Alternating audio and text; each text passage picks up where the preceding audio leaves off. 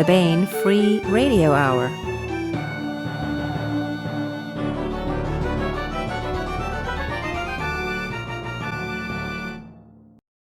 On the podcast, one big score and a shot at retribution.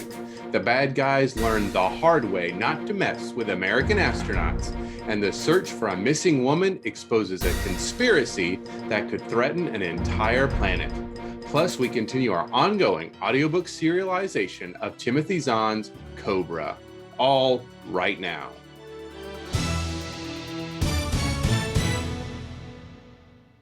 Welcome to the Baen Free Radio Hour. It's a pleasure to have you along. I am Baen Associate Editor and your podcast host, David Afsharirad. This week, I was back in the interviewer's chair to talk with DJ Butler about his new novel, Abbott in Darkness. This is Butler's first straight science fiction novel, and it is a heck of a debut in that genre. It features all the hallmarks of a Dave Butler book, realistically drawn, likable heroes who do the right thing, even if it costs them, adept world building, and a driving mystery. This one will certainly please Butler's current fans, but is also a great entry point to his writing, especially for the SF fans out there. But first, the news.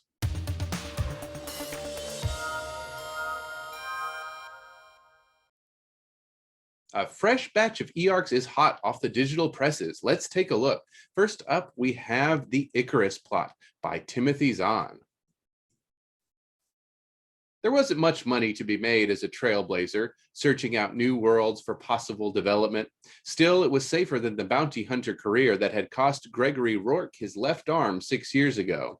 And thanks to his Caudolan partner, Celine's ultra-sensitive sense of smell, they occasionally discovered a medically promising seed or spore they could sell under the table. It was quite a life, uneventful and mostly legal, until Rourke was approached by two men with a proposal: track down a mysterious woman named Tara, and through her locate a secret project called Icarus. The challenge was intriguing. The unlimited budget was tempting, but Rourke had a more personal reason to accept the job: the chance for long-delayed payback.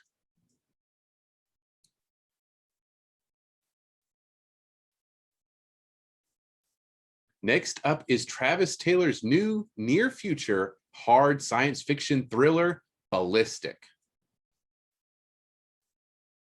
A Russian ICBM site is attacked just north of the Ukraine border. The nuclear warheads are missing. A special operations and intelligence community task force is rapidly put together to respond, but where it should deploy is unclear. A fire ravages a cosmonaut training facility in which 5 spacesuits disappear, and the task force finds a cache of detailed schematics of highly complex rocketry systems. The task force reaches out to Dr. Amy Sue Harrington of the Missiles and Space Intelligence Center in Huntsville, Alabama. To Dr. Harrington, it all adds up to the unthinkable. Someone extremely well-funded is taking aim at the International Space Station.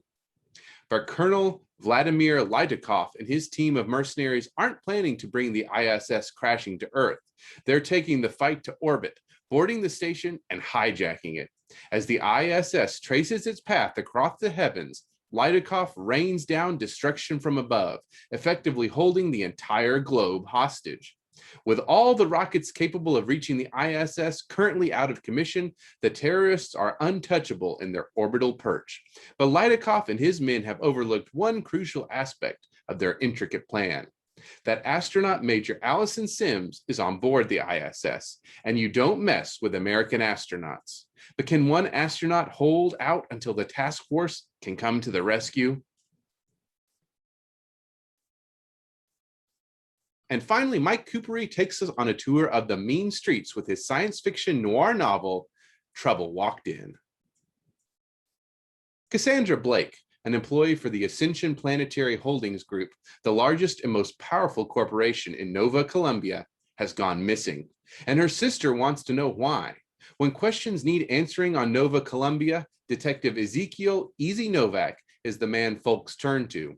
He gets results, one way or another. But what begins as a routine missing persons case quickly turns into something much bigger and more sinister, with implications that could affect the entire planet. It seems Cassandra wasn't just investigating her employer. She had uncovered a secret effort to excavate and exploit an ancient alien artifact known only as the Seraph. Soon, Easy finds himself trying to unravel a conspiracy that may implicate not only Ascension, but the cult-like cosmic ontological foundation and the highest echelons of Terran Confederation itself. Can't get enough of Anne McCaffrey? To celebrate the reprinting of The City Who Fought, we're offering ebook discounts on all our McCaffrey backlist. For the month of May, get $1 off every Anne McCaffrey novel we publish. Sale ends May 31st, and this discount is good wherever Baen ebooks are sold. And that's it for the news.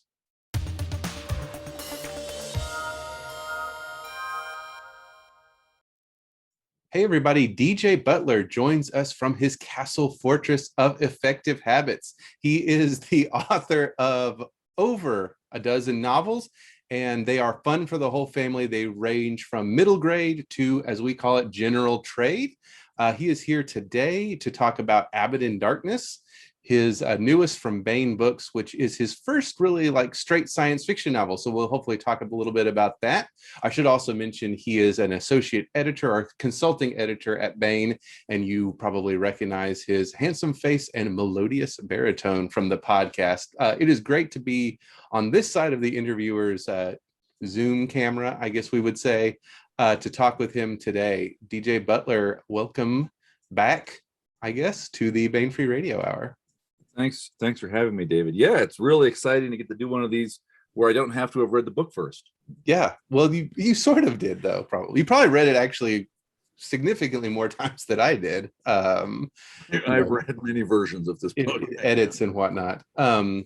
So you have done the seemingly impossible, which is write an action thriller novel that is about an accountant that gets into the commodities exchange. So congratulations on that, because it was thrilling, and yet what I just said is true.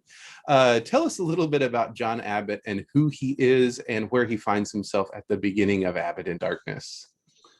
Yeah, thank you. John's a young guy, just out of school, with an accounting degree and a bunch of debt and a young family. Meaning he's married, has 2 kids and a family dog. And John's background is his family is sort of a military family that talks about his father and uncles being pilots or being sort of special forces and stuff. And John had thought as a young man that he would follow a similar path. But when he applied for the Space Force, this is something like a century in the future, they discovered that he had Marfan syndrome, which is a genetic disorder which results in weak connective tissues. And really extreme cases, people can look, it can really dramatically affect your appearance. But even in mild cases, how you recognize this, people get extremely flexible joints, can bend their fingers back to touch their own wrists, things like that. All of which sounds, like it's good for party tricks. The downside is that your weaker connective tissues include the connective tissues holding your internal organs in place. And so like a violent shock can make your heart detach from your body. Not good. So, yeah. So no pulling G's, right? That's the thing.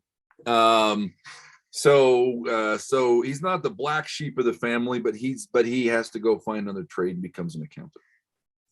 So young fellow, a lot of debt. And like $1 million in debt, right? I mean, yeah. It's an exorbitant. Yeah. Inflation, I guess. Yeah. Well, I mean, my cost of education has gotten. It was stupid when I started. Yeah. It's much stupider now. So he gets a great job offer to work for what's called the Saravar Company. Saravar is a system. So in this future setting, humans know a couple of non-human sentient species. They've had first contact.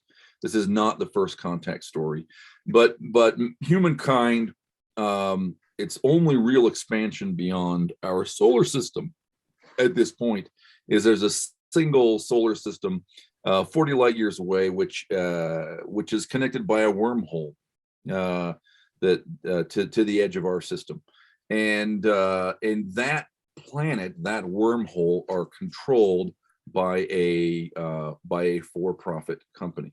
I personally don't believe in the sort of federation of planets or one world Earth government that we are generally served up in science fiction.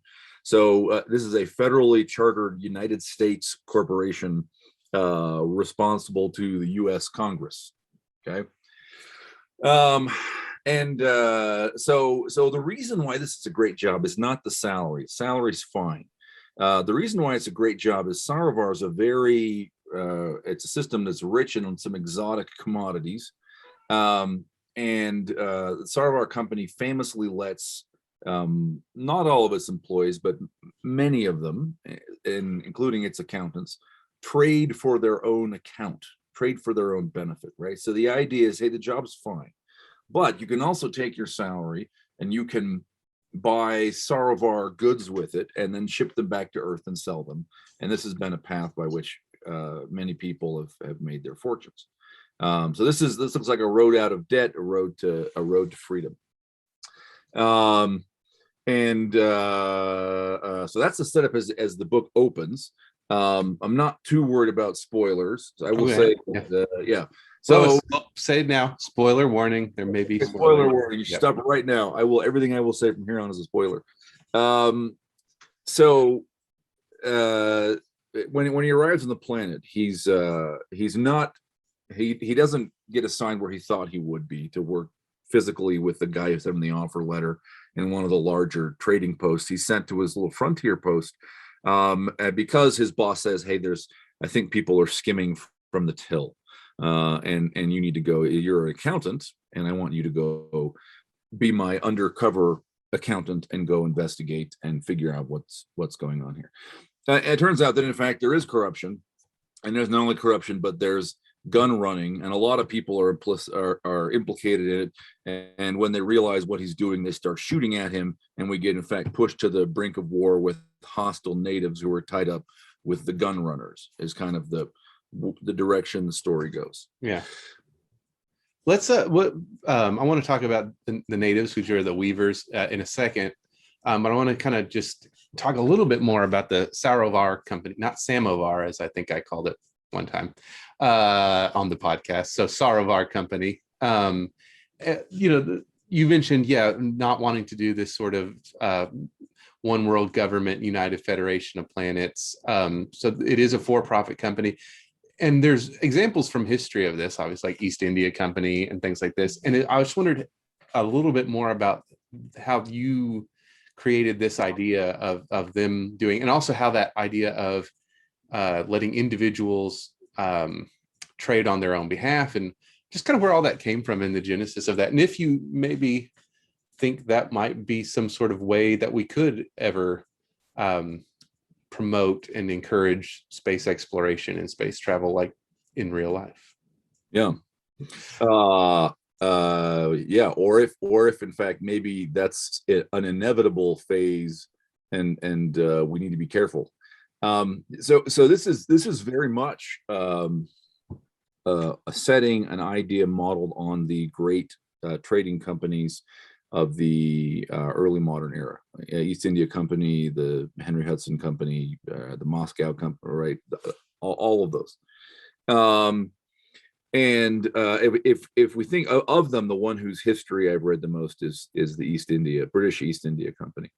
And this is whose tea the Patriots threw into the harbor at Boston. This is the East India Company. So the thing about the East India Company that is there's a fundamental problem, and it's a social or a power problem, but it's also a technology problem. So when Britain begins trading with India, it takes months to get from Britain to India. And effectively, without really maybe intending to do this, Britain basically turned the whole thing over to the company. Okay, so the company was pretty soon operating armies and making war on rulers in India and behaving like it was the government. The problem being that it wasn't the government; it was an entity with for-profit incentives, and some of these guys maybe took advantage and traded for their own. This was a thing the East India Company did, was let its own traders trade for their own account. Maybe that was taking advantage a little bit, but some of them took these soldiers and went and looted local rajas, and that's like considerably worse, right? Yeah, that's definitely taking advantage. Yeah. Definitely taking advantage. And there were people. There not everybody was a despot or or wicked. There were people there were British company men or government people who went there and converted to Hinduism or converted to Islam. They fell in love. They had wives who were from the region, right, and tried to be just and fair and everything. But overall, the story is sort of gray to dark gray. So that's the basic setup. Saravar Company. By the way, Saravar is a place name that appears in the Mahabharata, one of the great Indian epics. That's a deliberate, a little weird kind of Tuckerization. That's the big idea, right? It's look, in this sort of in the age of sail, do we see a scenario that we are likely to relive as humankind is settling systems? And maybe it's not wormholes, maybe it's something else. Maybe it's not a 6-month journey, which was meant to, the 6-month journey it takes to get from England or from the Earth to Saravar to the wormhole is meant to be sort of like approximately an age of sail style time frame, right? Maybe it won't be 6 months, maybe it'll be 10 years or 15 years. We're using, slower than light travel or something. But I think, whether it is a government or it is a company, and I think it's likely we're going to have companies colonizing, exploiting space. We're seeing that now commercially, right? There are some advantages to doing that. We let people like Jeff Bezos and Elon Musk put their money at risk, so we don't put the taxpayers' money at risk. And right, there are big advantages, but I think there's a big risk. And the big risk is, what is the check on that person? Yeah. I don't know that there are no answers, but I don't know that we're really thinking about it either.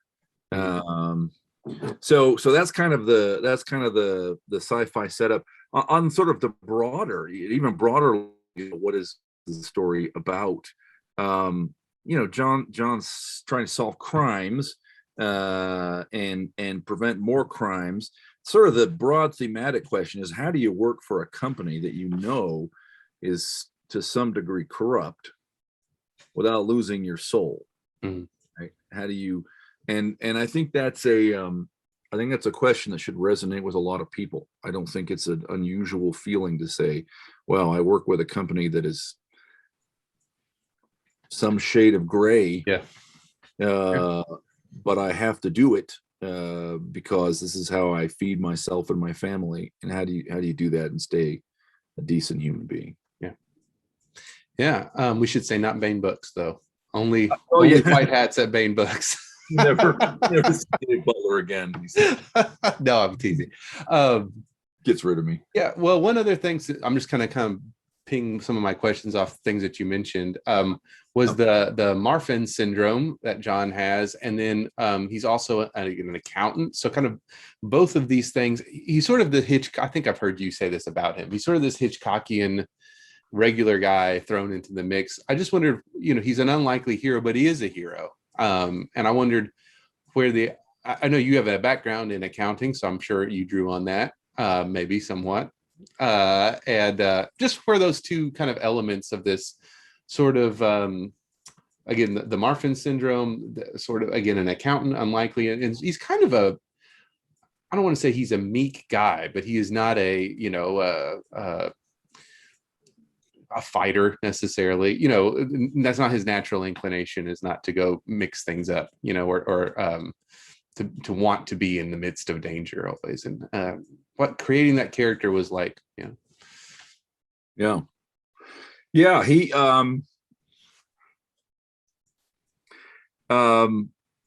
if you go kind of back in the archaeology of the story, and like, where does the idea come from back in, notes and ideas and things that I'm thinking about. I've thought for a long time that I wanted to write about a hero who didn't win by magic and also didn't win by shooting, and in fact didn't even win by trickiness and lying, but who won by negotiating. I think we have heroes like that in science fiction, fantasy, but I think they're a pretty small minority. So fundamentally, that's him, right? As can he shoot, and does he shoot? Yes. His family, that's kind of his family background, but he has a lot of vulnerabilities. He's got 2 small kids and a dog, and his ability to go out and be punched a lot is pretty limited. A hard blow, one hard blow could kill him. Yeah. So he doesn't seek. He's not a guy who's going to seek those solutions. He's also and maybe his Marfans has something to do with it, although he learns he has this issue when he's 18, 19 years old, right? So by that time big chunks of your character are already formed if you're an ordinary person. He doesn't want power.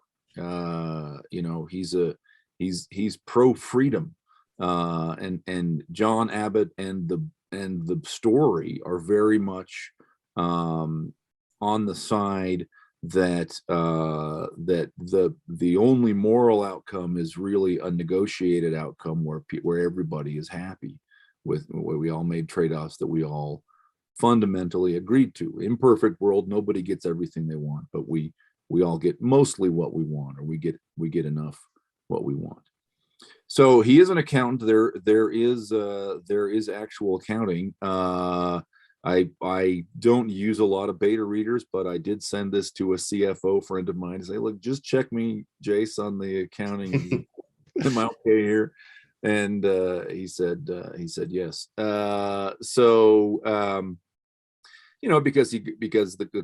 Because he's investigating whether someone is stealing, and he's and it's someone whose compensation is tied to revenue. So he goes in looking at how much is paid in trader compensation and how much are they, and he has to figure out things like when is revenue recognized for the post. And you get to try to, the book can't be about that. You can't have like 40 pages of this. And you have to make it accessible to the reader. So I'm trying to sort of be succinct enough and on point enough that a general reader can either follow or at least say, okay, I understand what the point is, even if I'm not totally following the logic. So fingers crossed. That's yeah. Well, I'll say it made sense to me, and I'm not the numbers minded guy. So I'm not saying it will to everyone, but I think to me it was interesting because, like I said, I joked at the beginning, it's like the impossible. It's an accountant, getting into the commodities trade, and yet it's thrilling. But yeah, and you said there's gunfights and all that good stuff, which are obviously thrilling. But I think you did an excellent job I always love books that I think it adds to the realism in science fiction, or really anything, but where you kind of get a peek into a world you may not be familiar with and can make it interesting. And I think you did a great job with the accounting side of things, where it's a joke. It's accounting. I don't want to read about that, but it really was, him he's solving a mystery, right? And peeling back layers, to have that handled so well and make it intriguing is, I think, a great trick, and something when you pull it off, as I think you do, it's just such a treat for the readers, because it's a world that we're not used to unless we're an accountant, I guess. Let's talk about you talked about this idea of freedom and trade and sort of actual fair and free trade being a way of mutual benefit to everybody. And so I will say again, there's going to be a big spoiler. Maybe my favorite moment in the book, this comes towards the end, so maybe fast forward 5 minutes if you don't want to hear about it, is when he's talking to one of the weavers, and and I won't give away everything, but he's making this thing, and well, you could do this and you could do that, and that's your best outcome, and you think he's gonna pull it off right at that moment, and the weaver's like, how about this?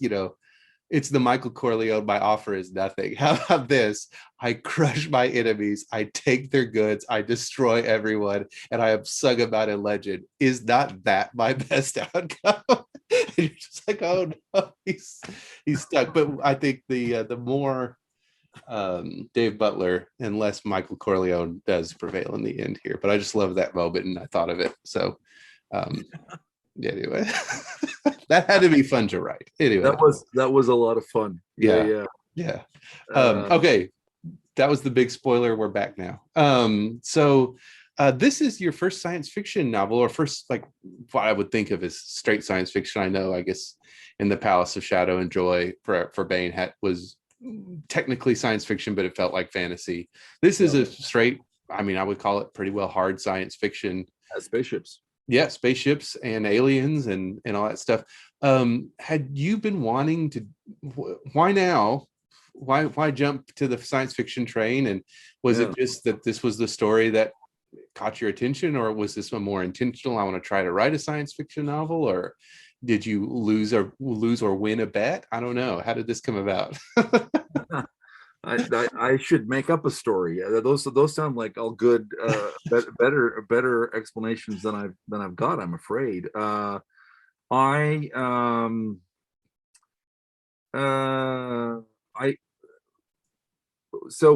I guess two things. So fundamentally, this is just a story I wanted to write, and it was the one that I wanted to write next.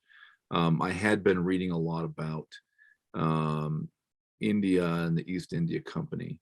The other piece, well, okay, so this is definitely a spoiler. This is a spoiler. I'm going to spoil something that's not even in the book now. Okay, and this is the only the second time that I've said this publicly. Okay, and you heard it here second, folks. Maybe first or second. Maybe first, depending on when the podcast comes out. It's a race, you against Larry.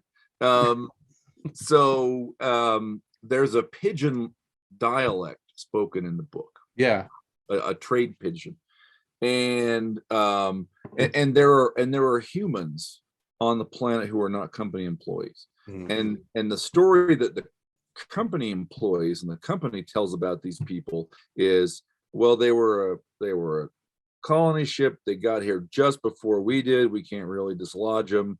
It's fine. It's a big planet. We'll hire them for our menial tasks. So there are these people who just kind of live. It's a very there's a lot of open space, a lot of open forest and mountain and stuff. And there are these villages of people. But some of the people tell about themselves a story that is different. And they say they've been there a long time. The kid says something like, my great grandfather, and they're like, you mean your grandfather? And he's like, right. Yeah, exactly. And John starts to like actually find indications that actually maybe that's right, that maybe humans have been here longer than the official story indicates. And one of the kind of pieces of evidence that he doesn't remark on, because John is not a language guy, John speaks English, is this dialect. There's this pidgin, and he kind of assumes that where this pidgin language, and a pidgin is like Swahili, it's where two other languages or more than two languages meet, right. and they create a mixed language to trade in. Fun fact, arguably the most successful pidgin in the history of Earth is English. There's an argument that it's not actually a language, it's a pidgin between Anglo-Saxon, German, and Norman French. So there's this pidgin that from the beginning people are they sprinkle their English with these pidgin words, and when John gets to where he's debating with the weavers, that scene, he really is stretching himself and trying to make sure they understand him, and right, and he's so it's there's a lot of pidgin there. So that pidgin is not made up by me. That is, in fact, it's actually classical Egyptian. So if you go grab an Egyptian dictionary that's all English transliteration, go through, you'll find. Now I've tinkered with the spellings a little bit, and like Pidgin does, I'm using very simplified grammar and syntax. But even some of the syntax that's not English from the Pidgin is classical. It's the language of the hieroglyphs. Which nobody knows. John, to the end of the book, basically assumes that where the pidgin comes from is that maybe it's the weaver's language or a version of the weaver's language. And the answer is it's not. So this is a little bit of a Easter egg. Exactly right. Yeah. Hint, for both of the Egyptology graduate students who will one day. No, that's great. I loved. I wanted to talk about that because you do leave that question kind of hanging over, and which I always ask if there's going to be a sequel, but if there's a sequel, I hope we see more of it. If there's not, then it had enough there that David Lynch room to dream, you think about it, and it's cool. But let's talk about the Weavers, because they have they don't show up until about, which I love, they don't show up until about a third of the way through, which was cool. They're that sort of like you would be right. If it was a Star Trek episode, you'd see them and then they would cut to commercial for Ipana toothpaste or whatever it was back then. But you've built this first act leading up to them, and so when you see them, it's so cool. But they are natives, again, spoiler maybe, but to this planet, and they are really what makes all of this, the Sarovar company, possible. The trade with them, and they're really weird. So I don't know, describe them and then talk about what it is they make and all that good stuff.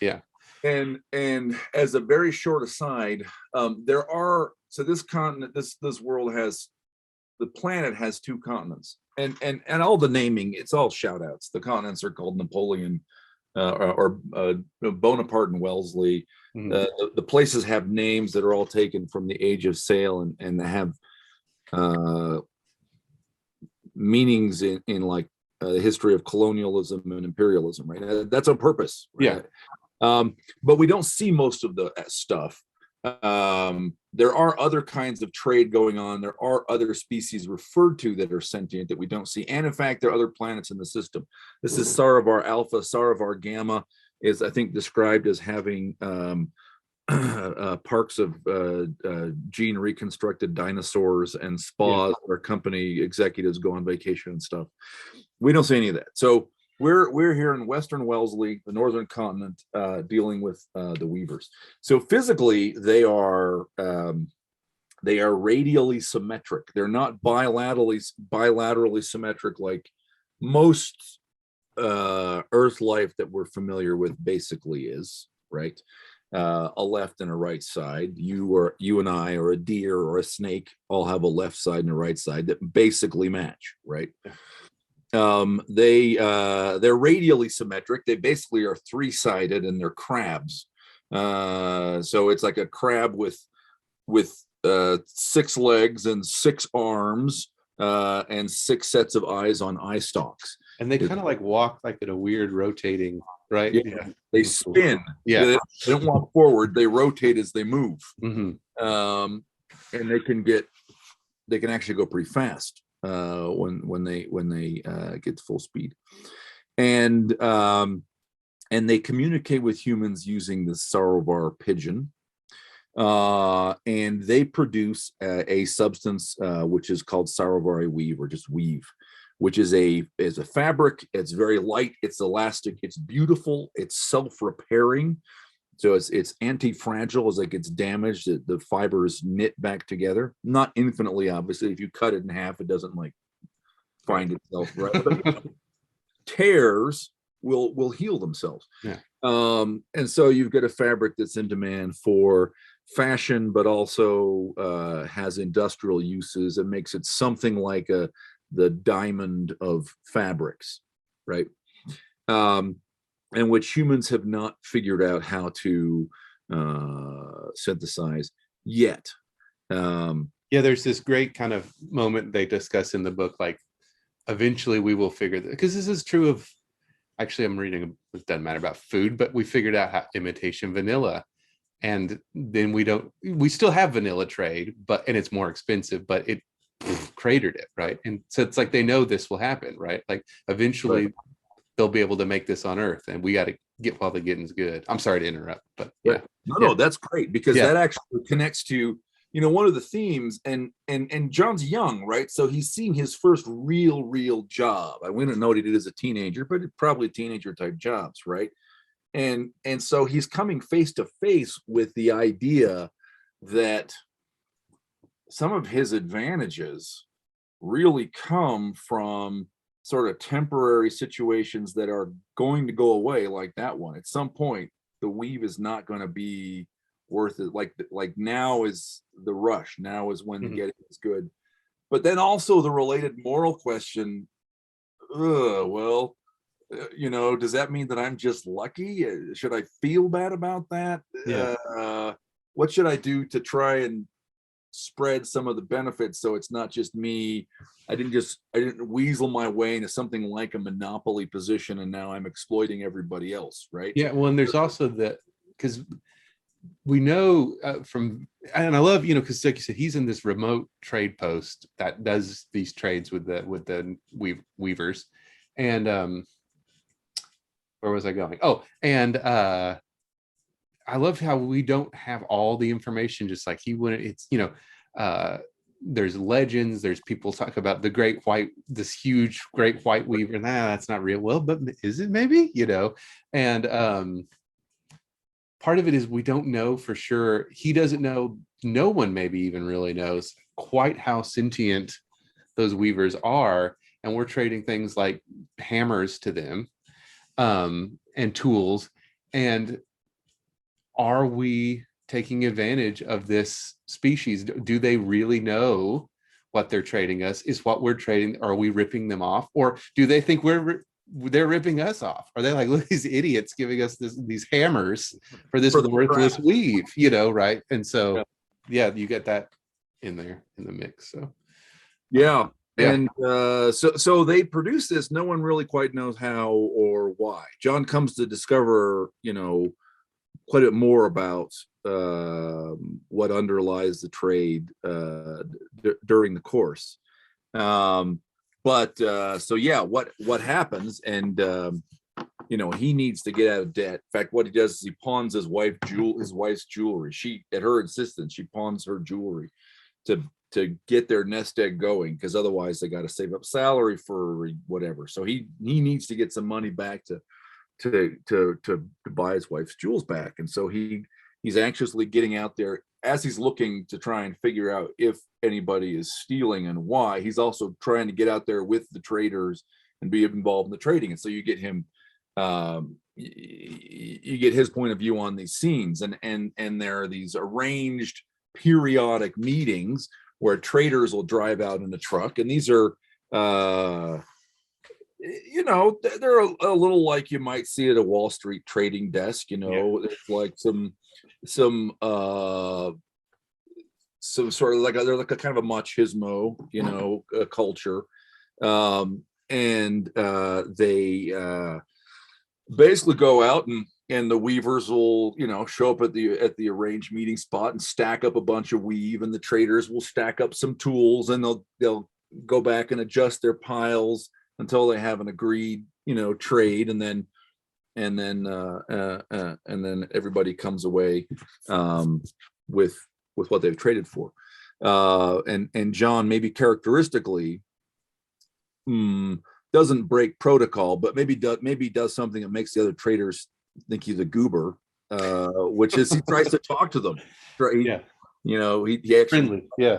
in a friendly way to make Mhm. give a compliment, and the trainers, shut up, get on the truck. So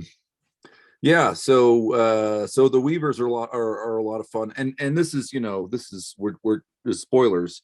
The question is, we're giving them hammers. What's the result of that? But then, of course, underlying the underlying mystery of money disappearing out of the revenues of the post is that people are actually trading guns. Yeah. And traders are arming up some of these Weavers, and which the Weavers are complicit in, right? They want to be armed. But that seems like a terrible idea. And it means that the traders are in almost the same kind of position as John, right? Where they're like, hey, the getting is good now. How do I get the most out of this right now? Well, I'm going to trade automatic rifles. Yeah. Right? I'm not going to mess around with chisels to these guys, so I can get myself rich and get home. And that's what John's up against, people who are willing to do that. Yeah. I guess one thing I liked about it is you talk about the East India Company, which, like you say, is a gray at best scenario, and you've set up something here that's like that. But spoiler, I guess, in the end, and I'm not in the end, it's not that this is all resolved by the end of this book by any stretch, but it posits that maybe there could be, if you had the right guy in John Abbott, it doesn't have to be an exploitive get while the getting's good and screw you, I got mine, and let that there is maybe I don't know, not to get political, but there is an idea among certain people that there is no non-exploitive trade, really, and this book seems to say, despite maybe our not so great track record always, perhaps there is a way that we could all benefit. So I think John Abbott makes a very eloquent argument for that as a character. So there's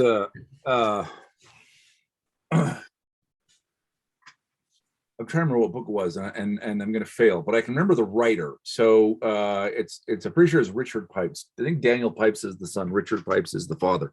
The son studies radical Islam, but the father was a student of the Soviet Union and Russia. And I remember him. I forget which one of his books. I've read several of his books on Russia. It might be like Russia under the old regime or something like that.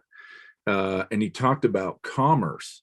And he said, he made this explicit contrast. He said, look, the free market, as it sort of flowered on the western edge of Europe in the 16th, 17th century, you're talking about like, the people in countries, right? Like the Dutch, and then kind of East England, which is like 20 miles from the Netherlands, right? And there's this culture that says, okay, you go out and you trade and you try to strike a hard bargain and stuff. But also, that's not the only thing that matters. And as you are successful, first of all, you have to play by rules when you do that. Norms matter. And you it's important to be an honest person. And if other traders think you're not honest, they'll drive you out of the trade, right? And when you are successful, it is important that you return that. Why are you successful? Well, fundamentally, you've added value to a lot of people, so they buy and sell to you. But then, who captures the biggest surplus is you. And part of your moral obligation as a successful merchant is to return that in the form of buying art for churches, or funding sick houses for the poor, or whatever, right? And by the way, that we see that idea had a lot of legs, maybe still does, like Andrew Carnegie. Yeah. The libraries and the like church organs. The guy did not believe in God, and he funded something like 1,600 church organs in his lifetime, right? So So he says that's kind of, this is the Western Europe side. Not to say that every Western European, every English lived up to it. Sure, of course not, right? Right. That no, that's not. I mean, we're talking about the East India Company, but that was an ideal. That was the ideal. Yeah, people, right? Yeah. And people tried to enforce it on each other. He said in Russia, it has always been the case that the best deal was one where you screw the other guy, and it's okay to screw the other guy by any means. And what is celebrated as being clever and screwing the other guy. Now, both of those are in a way the free market, right? And so the question, in this stew of ideas we're talking about is when we say free market, what do we value? Is it just the absence of government control, or is it something more? And I think it's something more, right? But I want to talk a little bit about his family, and then also, since we mentioned church organs, how you see a role, I feel like, for religion in the future, although it looks a little bit different. Cardinal Rocchio. So I just want to talk about his family a little bit, and why make him a family man? I mean, I know that sometimes these are things that just felt like the thing to do as a writer. Where do you get your ideas? I don't know. But then also, how, because he's not particularly religious, but his wife is, and sort of the role. Why not include that, Dave? Why include that? Isn't that going to be? Aren't we going to shake off those old superstitions? I'm winking, at you. It's all right. Right? I don't know. It was just I was glad to see that the approach you took to it. So so there's a lot of good stuff to comment on there. So first of all, Cardinal Christopher Rocchio is Ruth's uncle. There are stories told about him, including the time when he said the homily or officiated a mass with a shotgun leaning up in the sacristy, is reference that line. So he's had an adventurous life. So in terms of like what's actually in the book, this is about 100 years in the future. I posit something like another Great Awakening, and that's not referred to, but we do get a reference to the United Congregations, or the Unity Church, which clearly consists of sort of conservative groups from different denominations, including Mormons and Catholics, I think are specifically mentioned, who have found some way to have enough of a common ground to be in a unified organization, although they clearly still have differences. There's a reference. So there's a real thing that happened, I want to say like 3 years ago in Oregon, where somebody was putting together a missal for a Catholic event, and wanted to get some like stock art of an angel off the internet, and accidentally grabbed an angel Moroni, and put it on the cover of this missal. Just a well-meaning person doing stuff in for the church, right? Copy, save as, and paste it over here. Flip it the other way or whatever, right? But and some people were upset. And so I said something like, someone put an angel Moroni on a missile and nearly started the shooting war in West Africa or something, right? Yeah. To borrow that real world event. There's still tensions there. This is not it's not, maybe not even stable, but it's not an end state. They're still figuring it out. But this group, we get references to New York having really gone downhill, and that one thing that's happened as a result is then a lot of UC people moved in to evangelize and kind of stabilize and build in New York, right? So this is all kind of part of the future. And John's wife Ruth is UC. She's Unity Church from the Catholic side, and Krista, her uncle, is a cardinal. So a couple things that we see in the story. One, they're not in Henry Hudson at the sort of regional command center. They thought they'd be in there at this post called Arrowhawk out at the very end of the maglev line. Like there is nothing beyond them except a couple of these little funky villages and weavers, right? And there is no church. And so this is mostly off screen, but Ruth sets out to basically start a church there, right? And so in her own way, and we'll see how many sequels I end up getting to write eventually, but in her own way, she's going to be as important to this post as John is, which he says he's having a conversation with later in the book, and this is very much on the point you and I were just talking about. But he says, look, he's talking to somebody else, and he says, this stuff that my wife is teaching in church about, love and helping other people, you can make fun of it, but without that, the idea of just trading doesn't get us anywhere. Yeah. So that's kind of thematic, and John's not a godly man. He's not not wicked. He's just not a believer. He's nice, he's funny, he likes kids, he's a good guy. Got a dog, He's very ecumenical. He gets a kind of a private investigator sidekick who's this sort of Jordanian, half Muslim, half Jew guy. So it's not that he's religious or that the story's religious. It's that there's got to be a moral grounding of some kind that gives restraint and direction to the trade, and that's where it comes from. From a storytelling point of view, I also wanted to make John needs a family for at least a couple reasons. One is it gives him vulnerability, right? But two, trade is all about networking. And when we have seen space traders, sometimes it's like in the Foundation novels where you get like a Hober Mallow and I forget the other one. I think 2 of the 5 original Foundation stories in the first Foundation book, one's called The Traders and one's called Merchant Princes.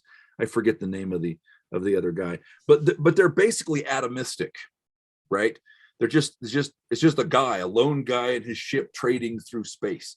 And that's a kind of an iconic thing, right? But fundamentally, trade is about network. Trade is about a network. It isn't atomistic. It's I have a relationship with.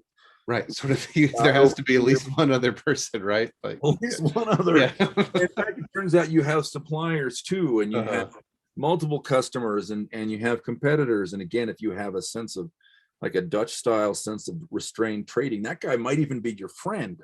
And right. So it's important for John to be networked.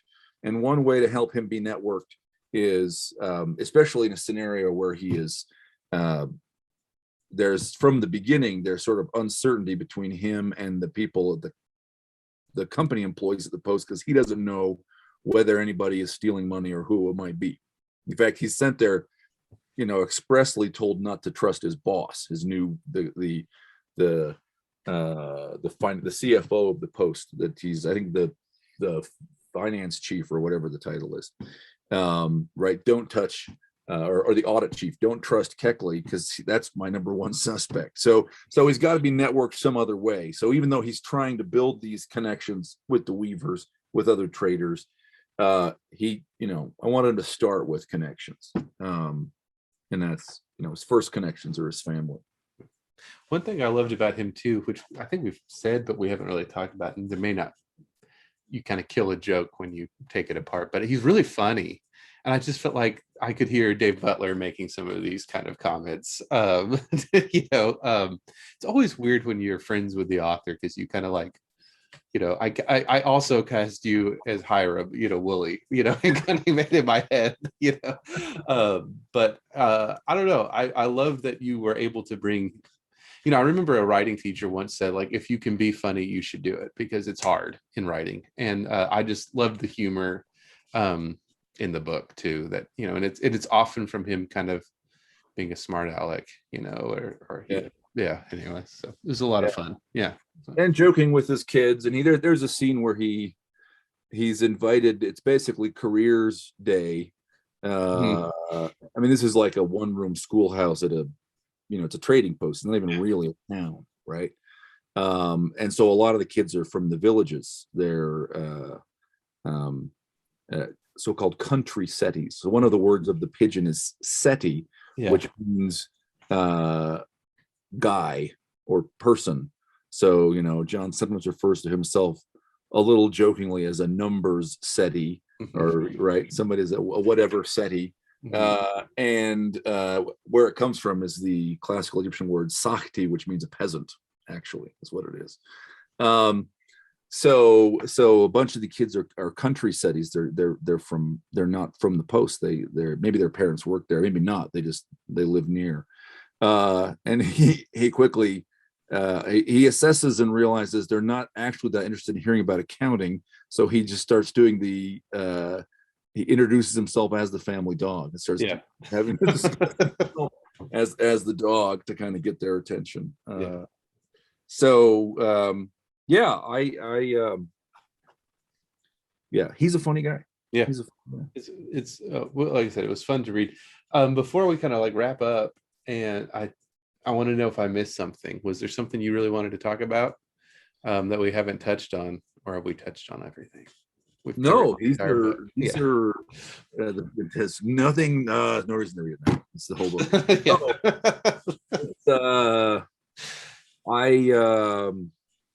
I think that's great, David. I think it's got a lot of covered a lot of ground. I think. Okay. Well, you hinted at then that this may not be a standalone. Do we know? I mean, I know it's not on the schedule yet, but do we know? Will there be Abbott in Twilight or Abbott in Crepuscular Rays of Dawn? What's next for John Abbott? You have unraveled my titling scheme. Well done. We'll see. I don't have any other under contract. I'd like to write more. In theory, I'd like to write many. We'll see how it goes. I mean, it's one of the things that's sort of interesting to see now. It's very easy in our modern culture to sort of point at people who are wealthy and just make them villains. And to be fair, some of them are, and right, and maybe even make it really easy to point to them and say villains. And we haven't for a while had someone who's captured the imagination of the public, like as a rich guy doing interesting stuff. Except now we have Elon Musk. Yeah. Right. And like I don't know, the rich guy doing stuff. Yeah. Yeah. Maybe he's like the Howard Hughes of today or something. Yeah. I'm not sure. But he's he's self-made. He's having an impact on technology and like basically privatized space, not single-handedly, but again, probably the most successful of those guys who were doing it, right? On top of all of the other ventures, and now also is very flamboyantly getting involved in the culture in other ways, right? That's kind of the space. Not to imagine that John Abbott is Elon Musk. They're very different people, but that's sort of where I want the story to go. If I have enough time to write it, right, is to be like, okay, can we have a guy who is all in? He is playing with his own money. He is at risk here. He's not just taking everybody else's money and making decisions, right? Who can do good? Who can interact as a peer, even maybe with the Congress that is purporting to regulate him, and with other species, right? Other sentient beings, etc., on behalf of humanity. If I get enough books, eventually it will be sort of a billionaire entrepreneur executive kind of story. Right now he's an accountant trying to get out of debt. Yeah. Well, so it sounds like there's plans for him at least. And certainly, as I said, it stands alone. It was a satisfying read. I wasn't angry the next book wasn't out when I finished it, but I was excited hoping there's a next book. So I think you hit the and now you've given us a little bit more of a tease on some of the questions we have that are left over, but I think you hit the balance of like, I want more, but if I don't get more, I won't be mad. You're not leaving us. Yes. So but we do hope there is more, certainly. So everybody, go out and buy multiple copies. Give them away to your friends and family and strangers on the street. People you like, people you don't like. We don't care. By Judd Abbott in Darkness. It's in trade paperback and, of course, all your favorite ebook formats, DRM free at Baen.com or wherever fine ebooks are sold. So DJ Butler will be back, I'm sure, to ask the questions, and he'll be back to answer some questions. We have other things in the hopper, in the works, whether it be a sequel or something else. So Dave, thanks so much as always for talking with us. Thanks, David.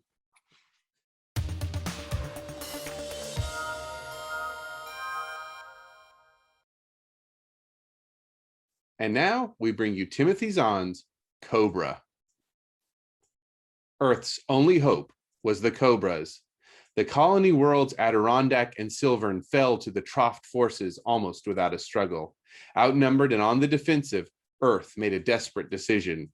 It would attack the aliens not from space, but on the ground, with forces the Trofts did not even suspect. Thus were created the Cobras, a guerrilla force whose weapons were surgically implanted, invisible to the unsuspecting eye, yet undeniably deadly. But power brings temptation, and not all the Cobras could be trusted to fight for Earth alone. Johnny Moreau would learn the uses and abuses of his special abilities and what it truly meant to be a Cobra. At the beginning of the second week, they began putting all of it together.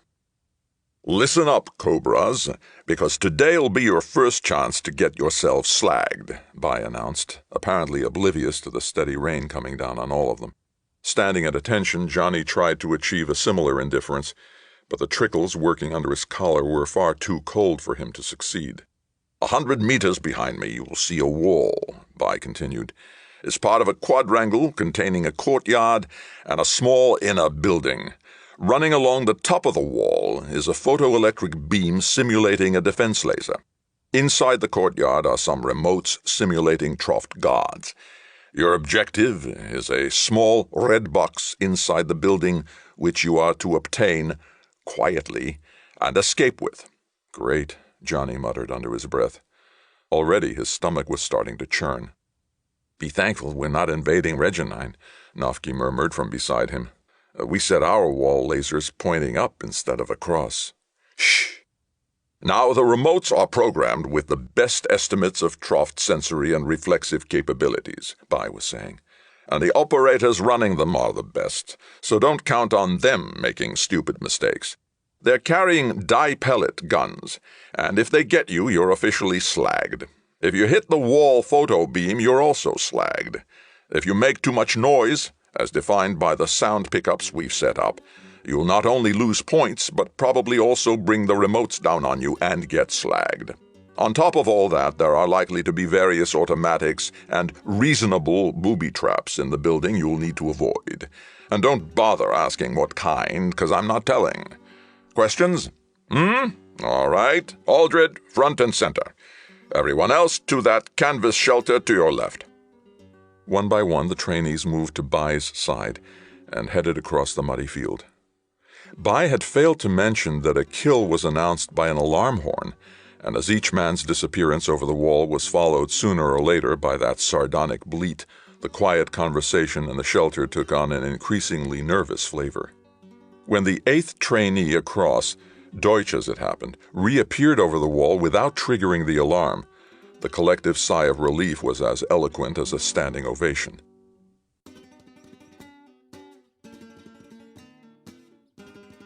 That was another installment in Timothy Zahn's Cobra, and that's it for the podcast. Thanks as always to Audible.com and podcast theme composer Ruth Judkowitz. Praise, thanks, and gratitude to DJ Butler for sitting down on the other side of the interviewer chair to discuss his novel, Abbott in Darkness. And good night, Tony Daniel, wherever you are. This is David Afsharirad coming to you from a soundproof bunker somewhere deep in the heart of Texas. Join us here next week at the hammering heart of science fiction and fantasy, and keep reaching for the stars.